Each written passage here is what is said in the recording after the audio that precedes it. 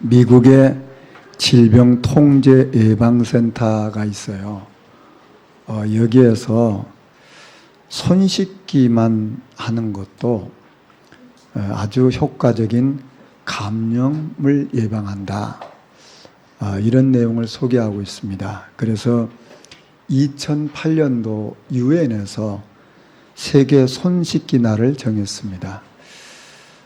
각종 이 감염으로 인해서 많은 세계 어린이들이 죽고 있기 때문에 이 어린이들의 죽음을 막기 위해서 손 씻기 날을 정한 것입니다. 이 감염 질환으로 인해서 의외로 많은 우리 후대들이 죽어가고 있습니다. 그래서 손 씻기만 해도 이 감염이 예방된다는 그런 연구를 바탕으로 만들어진 지구 캠페인입니다. 160여 년 전에 산부인과 의사인 제멜 바이스라는 분이 계세요. 이분은 수술을 하고 환자를 볼 때 반드시 손을 씻고 환자를 보고 수술을 했습니다. 그 당시에 산모가 고열을 앓다가 죽는 경우가 많았는데 산모 6명 중에 1명씩이 죽었어요. 네, 굉장한 무서운 거죠. 그게 이제 이 병을 산용열이라고 불렀는데 그때 당시까지는 아직 세균이 이렇게 손을 통해서 전달된다는 것을 몰랐어요. 그런데 제멜 바이스는 어릴 때부터 집안에서 손 씻는 것을 그냥 습관으로 배운 겁니다. 부모가 가르친 거죠. 그러니까 이제 의사가 돼서도 무슨 일을 할 때마다 손 씻고 환자를 보고 수술한 겁니다. 근데 다른 의사들은 대학에서 배운 대로 수술을 하는데 6명 중에 1명이 죽는 거예요. 그러니까 의사들도 고민이 될 거 아닙니까? 근데 이 제멜 바이스가 수술한 환자들은 1% 미만이에요. 그러면 저 사람은 어떤 특별한 방법으로 수술을 하냐? 이제 연구를 하기 시작한 겁니다. 다른 동료 의사들이 가서 수술한 거 다 본 거예요. 자기 똑같아요. 근데 딱 하나가 다른 거예요. 뭐냐면 이 제멜 바이스는 손 씻고 환자를 보고 수술하는 겁니다. 근데 자기들은 그냥 하는 거예요. 그래서 손에서 뭔가가 이 환자에게 묻어가는구나. 이걸 알게 된 거예요. 그래서 이 손에서 이 세균이 다른 사람에게 전달돼서 그게 수술이 만약에 실패하는구나. 이걸 알게 된 거예요. 그때부터 이제 의사 선생님들은 손 씻는 것이 이게 의학의 정설이 된 겁니다. 어릴 때부터 손 씻는 게 습관이 되니까 의사가 돼서도 그게 그냥 당연한 것이 됐단 말이에요. 그러니까 그 일을 통해서 많은 사람을 살리는 일을 하게 됐잖아요. 우리가 좋은 습관을 형성이 됐다면 좋은 결과를 가져오는 거죠. 내가 좋은 습관이 되어졌다면 나 자신 삶도 풍성할 뿐만 아니라 그 좋은 습관 때문에 다른 많은 사람도 유익을 얻는 것입니다. 문제는 뭡니까? 이런 습관이 형성되는 데는 대가가 있어요. 여러분, 어떤 습관이 그냥 형성되는 게 아니잖아요. 똑같은 것을 지속 반복하면서 시간이 걸리잖아요. 그러면서 그게 어느 날 이제 습관이 되는 거죠. 이제 습관이 돼야 그게 내 것이 되는 거 아닙니까?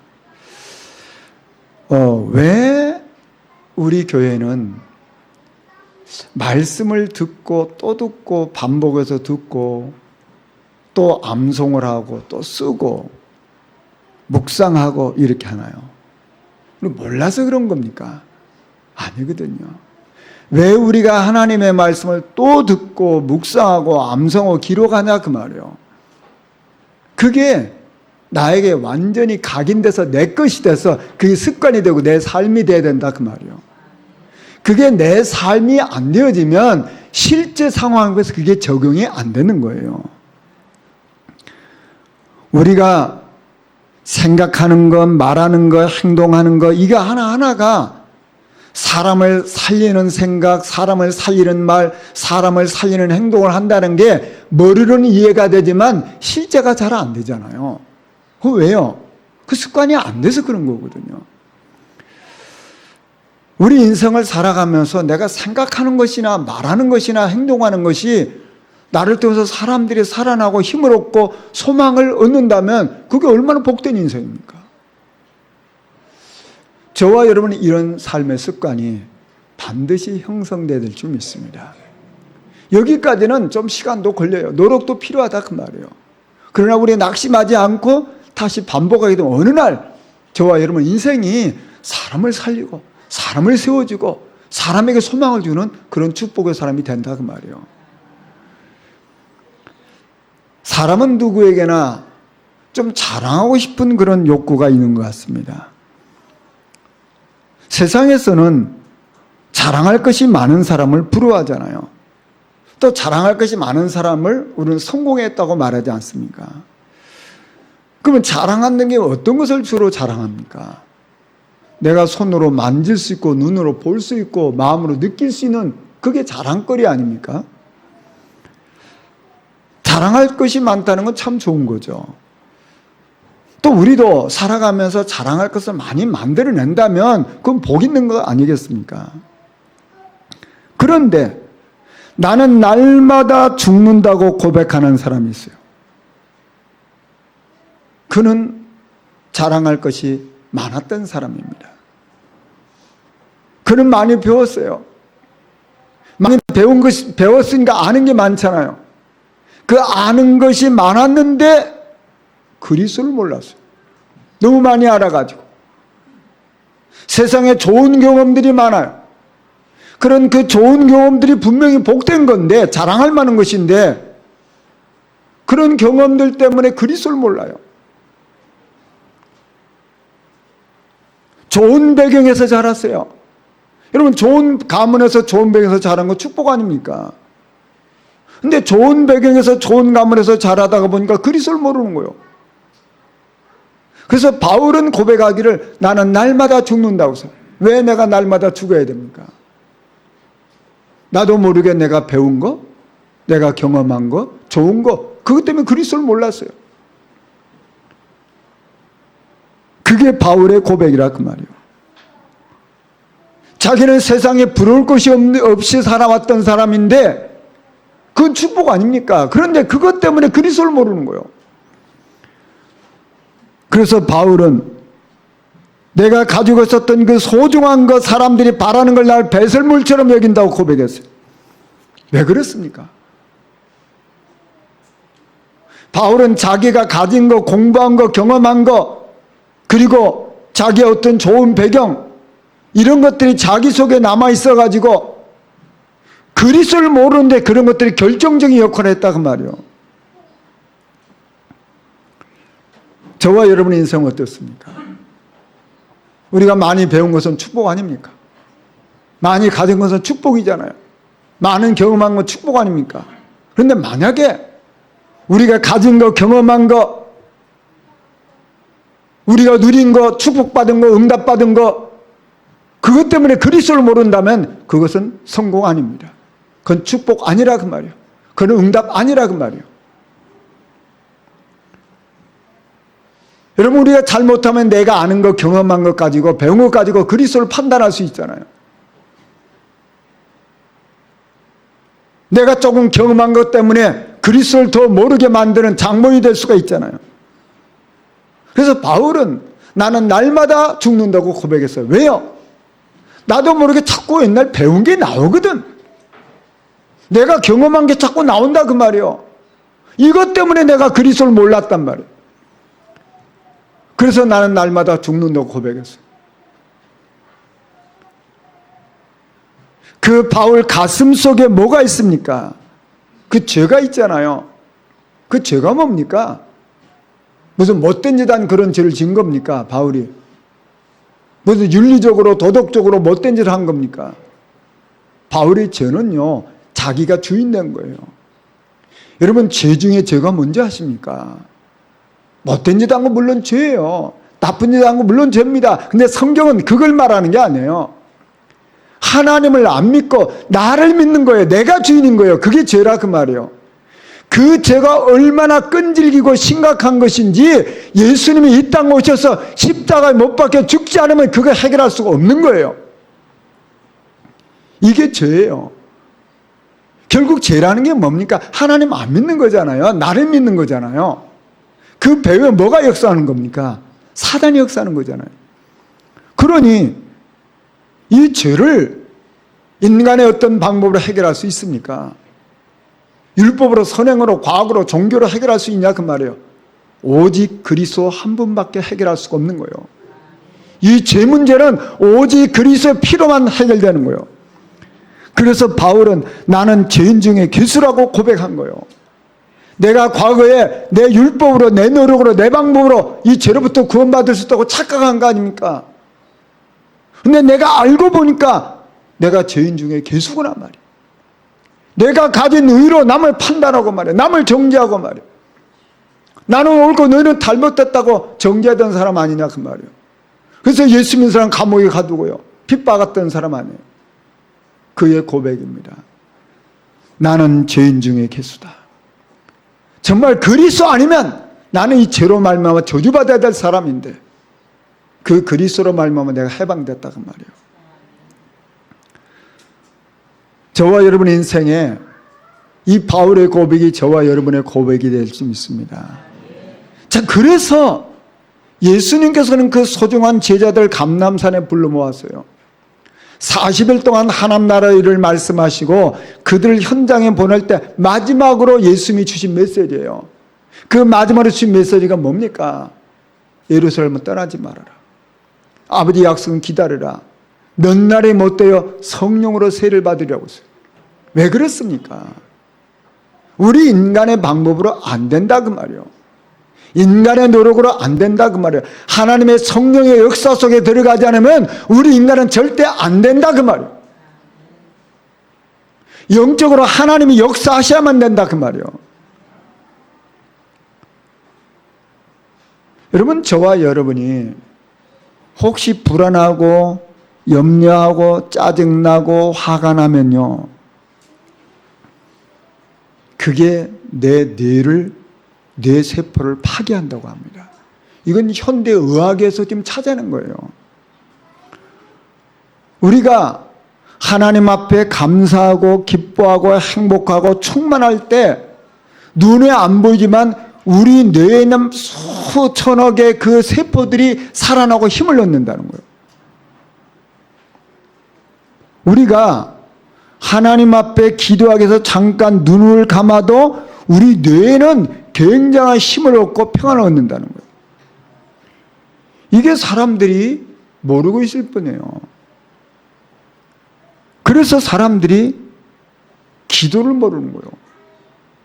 사람이 낙심하고 탄식하고 괴로워하고 우울하고 힘들어하고 짜증내면 우리 뇌세포가 파괴되는 거예요.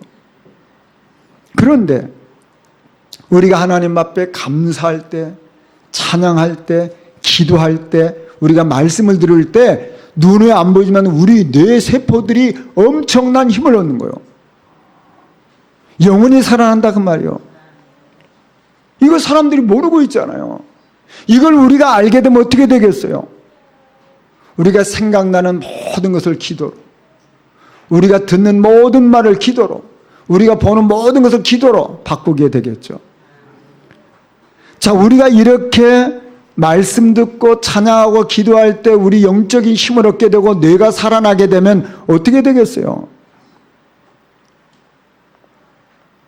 하나님의 은혜가 임하고 하나님 능력이 임하는 거 아닙니까? 그러면 흑암이 무너지는 거잖아요. 불신앙이 무너지는 거잖아요. 그리고 하나님께서는 하늘 보좌의 문을 여시고 하나님을 심부름하는 천사들을 파송하시잖아요. 거기에 성삼위 하나님 능력이 임하게 되는 거예요. 그래서 우리 현장에 흑암이 꺾여지게 되는 거예요. 요셉이 바로 이 일을 13년을 지속했는데 어느 날 총리 자리에 서게 된 거예요. 다윗이 이 일을 30년을 하게 됐는데 어느 날 왕의 자리에 서게 된 거예요.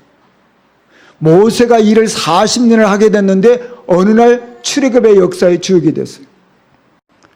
엘리사가 일을 몇 년 하게 됐는데 그 시대 최고 강대국인 이 아람과 싸우지 않고 승리했어요. 마가다락방 교회가 그런 핍박과 그런 누명을 쓰고 있었지만 이 사역 속에 들어가다 보니까 어느 날 로마가 복음화됐어요. 저와 여러분에게 이 축복이 꼭 필요합니다. 우리는 사모해야 되거든요. 이 영적 힘이 우리에게 반드시 필요하다 그 말이에요. 절대적으로 망하지 않는 이 하나님의 힘이 우리에게 필요하다 그 말이에요. 자, 이 힘이 우리에게 오게 되면 어떤 문제가 와도 이걸 이길 수가 있다 그 말이에요. 이게 우리가 24시가 되어질 때 우리는 내 수준을 뛰어넘는 하나님의 은혜가 임하는 거예요. 이런 축복이 저와 여러분에게 임해야 되고 우리는 이런 축복을 삼아야 될 줄 믿습니다. 오늘 성경에 보면 예서는 곧 에돔이라고 했어요. 예서라는 말은 털이 많다는 말이고요. 에돔이라는 말은 붓다는 뜻입니다. 자, 그럼 보시죠. 뭘 얘기합니까? 이 예서는 털이 많은 사람이에요. 그다음에 얼굴이 붉은 사람이에요. 그럼 무슨 얘기입니까? 여러분, 굉장히 남성다운 사람이잖아요. 얼굴이 붉다는 것은 굉장히 건강하다는 것을 말하잖아요. 그러니까 이 예서는 굉장히 남성답고 힘이 있고 건강한 사람이에요. 그러니까 세상 말로 말해서 육신적인 축복을 많이 받은 사람이란 말이에요. 여러분, 건강처럼 축복이 어디 있습니까? 그렇게 건강하고 힘이 넘치는 사람, 그게 예서입니다. 그런데 예서는 선택하는 걸 보면요, 항상 하나님이 원하는 걸 선택하지 않아요. 예서가 선택하는 건 항상 자기 중심이라. 여기 보면 가나안 여인들을 아내로 택하잖아요. 또 이스마엘의 후손 중에서 아내를 택하잖아요. 그 왜 그런 분들을 아내로 택했을까요? 뭐 보기 좋았겠죠. 자기 기준에 맞았겠죠. 그러니까 그런 여자들을 자기 아내로 택합니다. 하나님은 가나안 여인과 결혼하지 말라고 했거든요. 왜요? 가나안 여인들은 바알과 아세라 신을 섬기는 우상 숭배자들이에요. 근데 하나님은 그렇게 말씀했는데 예수는 그 상관이 없어요. 그냥 좋으니까. 내 눈에 보기 좋은 거라. 그러니까 내가 좋은 대로 택하는 거예요. 예수의 모든 선택은 항상 그래요. 하나님의 언약과 상관없고 부모의 생각과 상관없는 선택을 해요. 그게 예수의 인생입니다. 왜냐하면 워낙 건강하니까. 워낙 문제가 없어요. 뭐 그렇다고 가나안 여인을 택했다고 이스마엘 후손을 택했다고 해서 뭐 저주를 받아야 되는데 저주도 받지도 않고 발도 안 부러지고 팔도 안 부러지고 다친 데도 없고 축복 다 받고 그러니까 잘 나가잖아요. 여러분 사람 보세요. 뭐 다치거나 그러면 아이고 뭐가 있나 보다 했는데 다친 것도 없지. 손톱 하나도 안 다쳐요. 털 하나도 안 빠져. 이게 자기 선택이 늘 좋은 거라. 그 예수의 인생 그렇습니다. 그가 가나안 땅에서 얼마나 축복을 받은지 아십니까? 그런 아내들을 얻죠. 자식들 많죠. 가나안 땅엔 짐승 많죠. 많은 축복을 가나안 땅에서 다 받았어요. 가나안 땅에서 다 받았는데 이제 가나안 땅이 좁은 거라. 너무 축복을 많이 받다 보니까 좁아. 그러니까 저 좋은 땅을 찾아서 가나안 떠난 겁니다. 그게 예수의 인생이요. 그래서 가나안 땅을 떠나면서 야곱을 떠나잖아요. 야곱을 떠나서 어디로 갔습니까? 세일 땅으로 갔다고 그랬어요. 그 세일 땅은 수목이 덮인 땅이란 뜻이에요.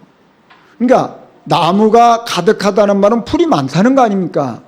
풀이 많다는 것은 무슨 말입니까? 자기는 가축을 기르는 사람이니까 가축을 기르기에 너무 좋은 땅이라. 그러니까 가나안을 떠나서 야곱을 떠나서 세일 땅으로 가게 됩니다. 어쩌면 창세기 13장에 아브라함과 조카 롯과 사이 똑같잖아요. 조카 롯이 가만히 보니까 소돔과 고모라 사이 살기가 좋거든. 숲이 많거든. 거기를 택하잖아요. 그 어떻게 됐죠? 롯은 망했잖아요. 똑같아요. 예수는 세일 땅을 택해서 갔어요. 뭐 육신적으로는 잘 된 거죠. 그러니까 자기 이익 따라서, 성공 따라서, 물질 따라서 간 거예요. 그게 오늘 말씀입니다. 자, 이 오늘 말씀을 우리가 묵상해 보면요, 이걸 알 수 있어요. 이 예서는 하나님하고 관심하고는 아무 상관이 없어요. 건강하죠, 힘 있죠, 능력 있죠, 축복받았죠, 응답받았죠. 어느 정도요? 부인도 여러 명 뒀죠, 자식도 많죠, 재물도 많죠. 이 예서는 능력이 많아요. 지금 세상 사람들이 바라는 걸 다 가진 사람이 예서예요. 그런데 하나님하고 관계가 없어요. 그가 좋아하던 곳으로 갔어요. 예서는 더 좋은 것, 가나안 땅보다 더 좋은 것, 그걸 따라서 갔어요. 그런데 그곳은 하나님의 언약과 상관없는 사람들이 사는 곳이잖아요. 하나님 없어도 자기 힘으로, 자기 노력으로, 자기 방법으로 얼마나 잘 살 수 있잖아요. 건강하죠, 능력 있죠, 대인관계 좋죠. 그러니 뭐 세상 살아가는데 아무 불편함이 없잖아요. 예서는요, 어릴 때부터 그랬어요. 그게 나이 먹어서만 그런 것이 아니라 어릴 때부터. 어느 날 사냥하고 돌아왔는데 배가 고프거든. 집에 와서 보니까 먹을 게 없단 말이에요. 근데 동생 야곱이 팥죽 끓이고 있어요. 야, 나 배고픈데 팥죽 좀 달라. 안 줘, 안 줘. 좀 달라. 그러니까 계속 달라는 거예요. 안 줘, 안 줘. 그러니까 뭐 원하니? 그때 형에게 있는 장자의 명분 나한테 팔어. 그건요, 장자의 명분은 하나님의 축복이거든요. 그게 영적인 거예요. 근데 예서는 영적인 관심이 없거든. 그게 뭐 눈에 안 보이는 거 뭐야? 그래, 그거 놓고 하죠. 그리고 팥죽으로 그거 먹고 바꾸는 거예요. 창세기 25장 34절에 보면 예서가 장자의 명분을 가볍게 여김이었더라 그랬어요. 마지막 하나님의 축복, 그걸 가볍게 여긴 거예요. 그게 예서의 인생입니다. 하나님의 관심과는 아무 상관없는 세상적이고 육신적이고 물질적인 인생이 예서의 인생이에요. 그러면 예서와 야곱의 차이가 뭡니까?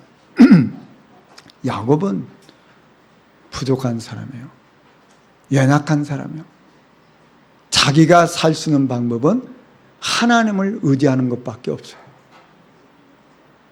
그러면 우리는 약하게 살아야 된다는 겁니까? 그런 얘기가 아니잖아요.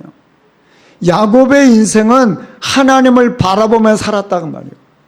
예서는 너무 건강하고 힘 있고 능력이 있으니까 하나님 필요가 없어요. 내 힘으로 살면 돼요. 그게 예서의 인생이에요. 자, 지금 세상 사람들이 다 바라는 게 뭔지 아십니까? 예서와 같은 삶이에요. 그게 세상 사람이 바라는 거 아닙니까? 자, 그러니까 야곱의 인생은 모든 길을 가면서 단을 쌓아요. 예배 중심으로 살았단 말이에요. 그가 베델에 가서도 단을 쌓죠. 그가 어디 가서도 문제 생기면 단을 쌓죠. 그게 야곱의 인생이에요. 그런데 예서 인생은 한 번도 단을 쌓았다는 말이 없어요. 야곱의 인생은 하나님의 은혜가 아니면 살 수 없어요. 하나님 주신 힘으로 살아가요. 근데 예서는 자기 힘으로 사는 거예요. 성경이 가르쳐주고 있는 핵심이 뭡니까? 어떤 사람이든지 예배 중심으로 사는 사람을 하나님 축복하셨다 그 말이에요. 어떤 사람이든지 예배를 소홀히 여기는 사람은 하나님의 축복과 관계없었다 그 말이에요. 이게 성경의 핵심이에요. 여러분 보시죠. 사울 왕과 다윗을 비교해 보면요, 육신적으로 인간적으로 보면 사울 왕은 훌륭한 사람입니다. 사울 왕은 육신적으로 보면 큰 죄 범하는 사람이 아니에요. 사울 왕의 죄가 뭔지 아십니까? 어느 날 하나님 앞에 제단을 쌓아야 되는데 선지자인 사무엘이 늦게 와요. 오늘날 보면 선지자가 이제 목사와 같은 사람 아니겠습니까? 예배 시간이 됐는데 목사님이 늦게 온 거라. 사무엘이 잘못한 거죠. 그 약속 시간도 가야 되는데 늦었어. 뭐 왜 늦었는지 모르지만 연세가 많아서 발급이 늦어도 늦었는지 꿈마락거리다 늦었는지 하긴 늦게 간 거예요. 근데 사울 왕이 사무엘 선지자를 기다리다가 조급한 마음이 들어서 이 선지자가 무슨 일이 생겼나 보다 하고 자기가 번제를 드린 거예요. 그게 죄예요. 사울이 지은 죄는 그것밖에 없어요. 그게 무슨 죄입니까? 세상 말로 말해서. 만약에 제사장을 무시했다 그 말이에요. 그게 사울 왕의 죄예요. 여러분, 다윗 왕의 죄는 뭔지 아십니까? 가만히 있다가 어떤 여자를 보더니 이상한 생각 들었고 여자를 자기 집에 불렀잖아요. 하룻밤을 잤어요. 근데 이게 애를 가져버린 거라고. 그런데 빨리 회개를 해야 될 거 아니에요? 머리 쓴 겁니다. 네 남편 누구냐? 네 남편이 군대 장관이라. 장군이라. 근데 전쟁터에 가 있거든. 그 전쟁터 불러들였어요. 그 신하에게 아주 사랑스러운 말로 얘기해요. 네가 군대에서 전쟁도 수고 많이 했다. 그러니까 오늘 밤에는 부인하고 같이 좀 자라. 그런 거예요. 이 부하를 사랑해서 그런 겁니까? 자기 죄를 어떻게 숨겨보려고. 자기 애를 가지겠는데 이제 이 장군 오게 해서 같이 자겠으면 그게 네 애다. 이렇게 속이려고 한 거 아닙니까? 근데 이 장군에게 너무 충신이라 이거. 가서 자기 집에 가서 앉아. 텐트 치고 있네. 왜 너 텐트 치냐? 그랬더니 아니 지금 우리 군인들이 다 전쟁터인데 내가 어떻게 사설에 내 부인하고 같이 잠을 자겠냐 말이야. 나는 그렇게 못합니다. 이게 벌써 계산이 틀리잖아요. 그리고 다시 전쟁터에 간 거라. 이걸 어떻게 할까 또 생각하다가 군대 장관한테 편지 써갖고 그 우리야 그 전쟁터 내보내 죽여 그런 거예요. 전쟁터 내보내가지고 다른 군대 다 나오게 해서 혼자 거기다 적군으로 죽게 만드는 거예요. 여러분 보시죠. 이게 얼마나 못됩니까? 지금 세상 말로 말하면요. 다윗 왕이 쫓겨납니다. 그렇지 않아요? 사울은요. 육신적으로 보면 큰 죄가 아니에요.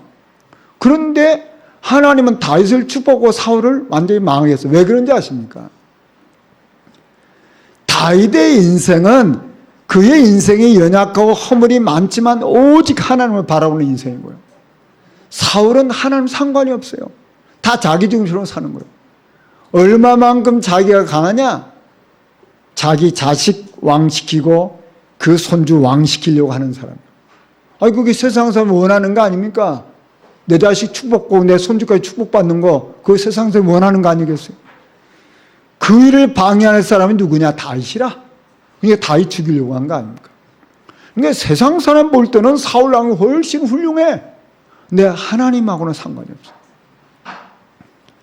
여러분, 저와 여러분의 인생 반드시 확인해야 됩니다. 사울은 세상적으로 똑똑하고 훌륭하고 잘났지만 하나님을 안 믿는 거예요.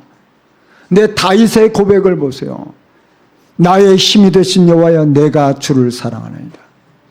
시편 21편 1절은 여호와여 왕이 주의 힘으로 말미암아 기뻐하며 주의 구원으로 말미암아 크게 즐거워하리이다. 다윗의 생각, 다윗의 머리는 항상 하나님밖에 없어요. 사울 왕의 생각, 머리는 항상 나밖에 없어요.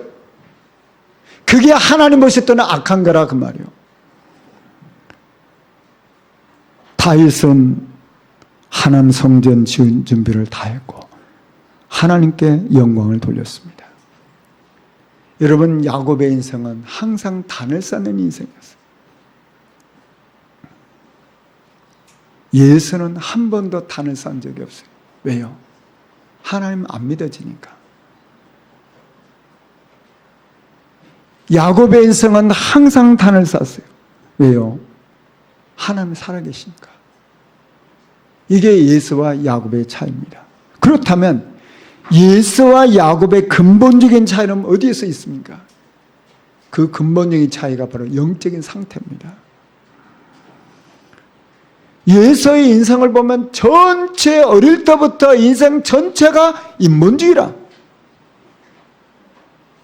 야곱은 인생 전체가 하나님을 바라보는 인생이에요. 왜 이렇게 됐을까요? 평상시 영적인 상태라 그 말이에요. 평상시 야곱은 하나님을 믿으니까 베델에서 하나님을 뵙게 되고 그 베델에서 단을 쌓게 되고 어려움 당할 때마다 믿음을 내놓고 단을 쌓아요. 무슨 일을 만날 때마다 하나님을 바라봐요. 그게 그의 영적 상태 아닙니까?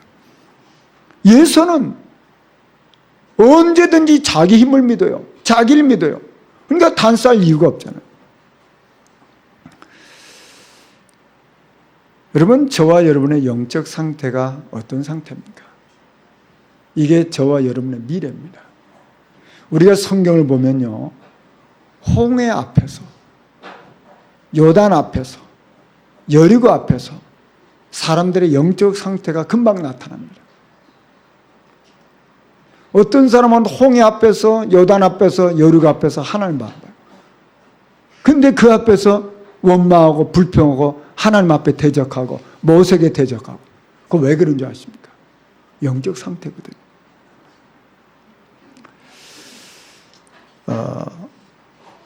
예서의 후손 중에서 고라가 나옵니다. 이 고라는 훗날에 모세를 대적하다가 땅이 갈라져서 고라를 따르던 250명과 함께 땅속에 묻혀 저주를 받아 죽습니다. 또 에돔 족속은 평생토록 하나님의 백성을 괴롭히다가 저주받아요. 자, 그러니까 하나님 없는 인생과 후손까지 저주받았다고 말이에요. 우리가 똑같은 상황인데 똑같이 축복받을 수 있는데 어떤 사람은 은혜 속에 힘을 얻고 어떤 사람은 불신합니다. 그거 왜 그런지 아십니까? 영적 상태입니다. 우리는 응답과 축복보다 더 중요한 게 뭡니까? 우리 영적 상태예요. 디모데후서 2장 1절에 보면 그리스도 안에는 은혜 속에서 강하라고 했어요. 이게 우리의 영적인 상태라고 말이에요. 여러분 보시죠. 정말 하나님의 인도를 받고 하나님 앞에 쓰임받은 특징이 있어요. 그 사람들은요, 혼자서도 하나님을 바라봐요. 혼자서도 예배하고 혼자서도 기도하고 혼자서도 찬양해요. 혼자서도 어떻게 전도할까 생각해요. 그게 그의 영적 상태라고 말이에요. 혼자 있어도 하나님 때문에 행복해요. 그게 영적 상태라고 말이에요. 야곱의 인생은 언제나 언약을 사모합니다. 야곱의 인생은 언제나 장자의 축복을 사모해요. 야곱의 인생은 언제나 하나님의 은혜를 사모해요. 야곱의 인생은 언제나 베델을 사모해요. 야곱의 인생은 언제나 가나안을 사모했다 그 말이에요. 저는 오늘 찬송가 86장을 선택해서 내가 늘 의지하는 예수. 이 야곱의 인생이 언제나 그 그리스도 바라보잖아요. 언제나 언약을 생각하잖아요. 언제나 베델을 생각하잖아요. 언제나 하나님의 은혜를 삼아잖아요. 내가 늘 의지하는 예수. 왜 오직 그리스도입니까? 제 저주는 그리스도 아니면 해결 안 됩니다. 사단을 꺾는 유일한 이름은 그리스도밖에 없어요.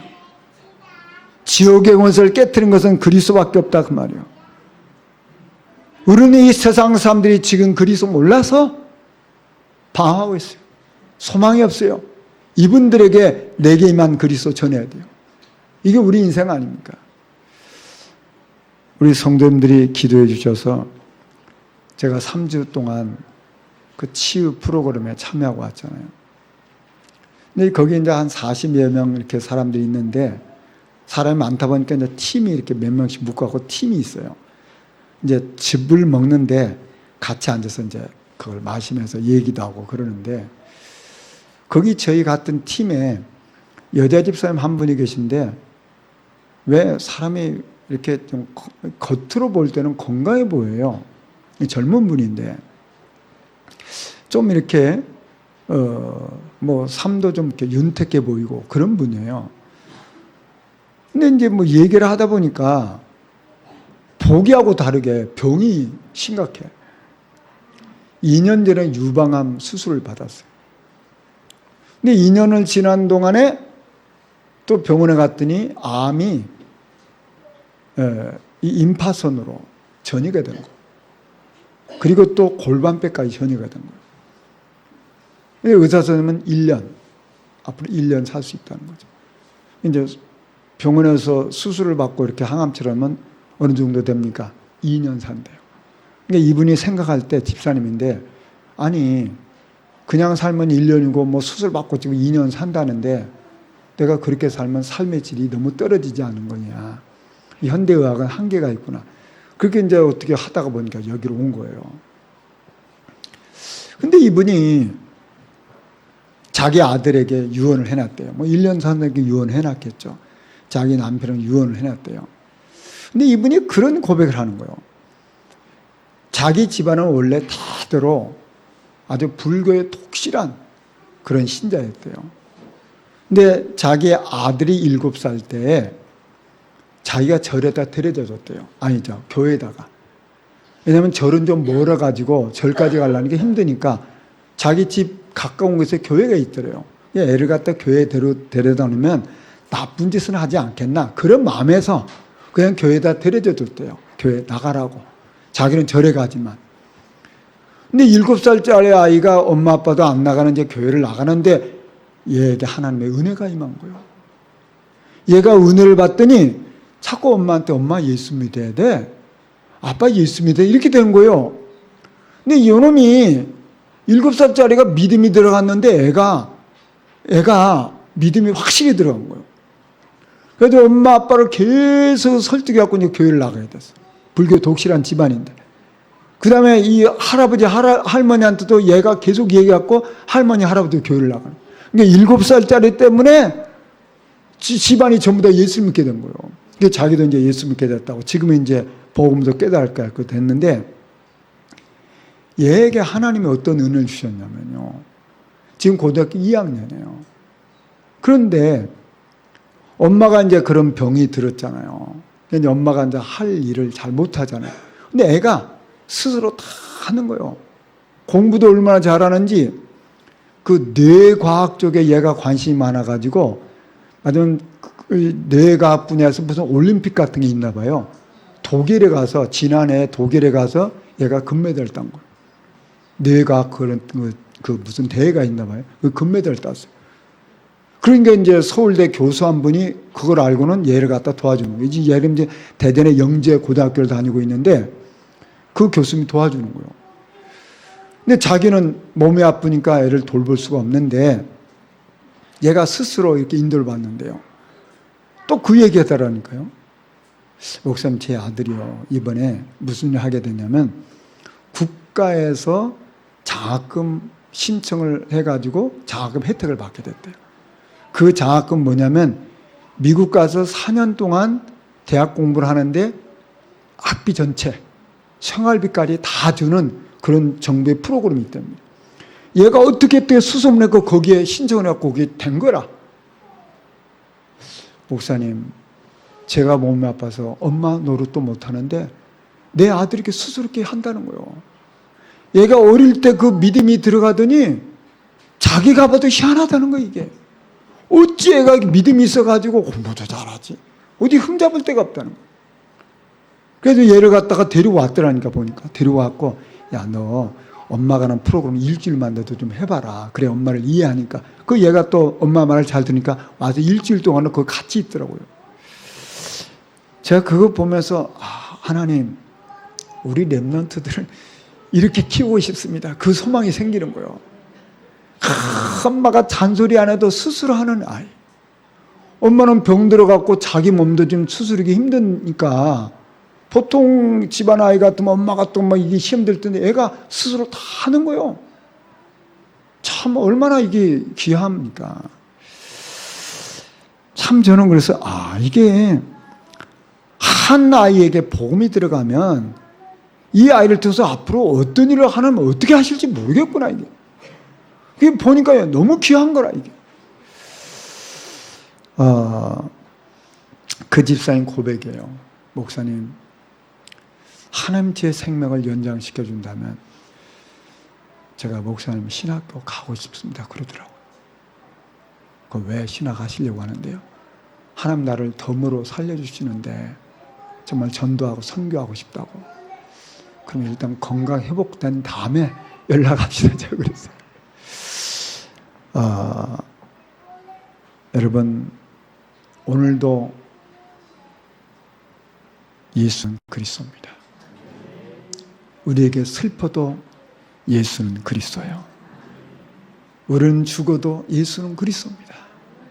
우리는 살아도 예수는 그리스도입니다. 사도 바울은 로마서 14장 8절에 우리가 살아도 주를 위하여 살고 죽어도 주를 위하여 죽나니 그러므로 사나 죽으나 우리가 주의 것이로다. 저와 여러분은 주의 것입니다. 말씀 정리하겠습니다. 영적인 역사는 눈에 안 보이지만 확실한 것입니다. 가인은 왜 실패했을까요?